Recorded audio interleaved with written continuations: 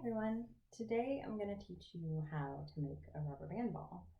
I found some loose rubber bands in various drawers in my kitchen, and it just so turns out that I used to have a job where I had to sort mail, and big batches of mail come in rubber bands. And so I learned how to make rubber band balls to have something to do with all the rubber bands that came in the mail.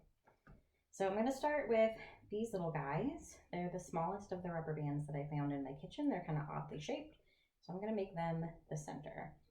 And here's a thing you might not know about the center of rubber band balls. They're just kind of a knot of rubber bands. So I haven't done anything with them. I've just made them into a bigger mess than they were. So I'm going to take this rubber band. I'm not using this one for any particular reason.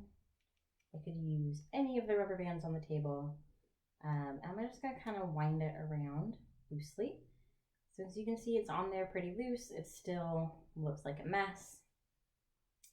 I'm going to take this other rubber band and wind it roughly the opposite way. So I don't know how well you can see the rubber bands versus seeing my hands because it's still pretty small. Sometimes they decide to come undone. That's okay. We just start again, no big deal. And we want to get it to where the tension is good, but it's not so tight that it's going to burst. So it's maybe looking more ball-ish. It's still kind of a mess. So now I'm going to go to my blue rubber bands. And roughly the way to build a rubber band ball is to just kind of keep going at opposites. So I wrapped a blue rubber band around the middle. So now I'm going to wrap a blue rubber band the other way, like this. Roughly. Rubber bands often don't stay where you put them. So you might be wondering why a dissertation coach is showing you how to make a rubber band ball, since I doubt highly that very many of you work in mailrooms. But I like the exercise of making a rubber band ball because in my experience, it's a lot like a dissertation. You tend to only see the finished product and it looks polished and it looks intentional. And what you don't realize is that it started out as kind of a mess with no direction. Remember that mess of rubber bands at the front? And then someone just kind of kept layering ideas or rubber bands until it starts to take shape and become recognizable. And so often one of the biggest challenges my clients face is that they don't want to start working on their dissertation until they can do it perfectly.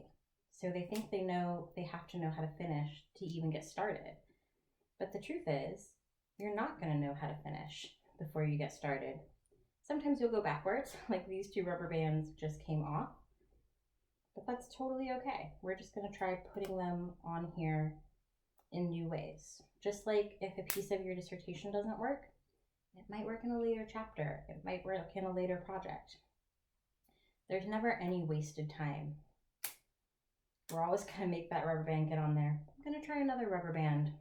If an idea is not working out in a chapter, try another idea. Ideas are free. So by the time we get done with our rubber band ball, and I don't have a lot of rubber bands, so this one's going to be really tiny, it looks like something familiar. It looks like a ball. It looks like something someone did on purpose. But now that you've seen the process of how it was made, you know that it kind of starts out in a mess, and we just add things as best we can until we get it to look like what we want it to look like. Dissertation is the same thing. Don't wait to start. You are already good enough. Have a great day, everyone.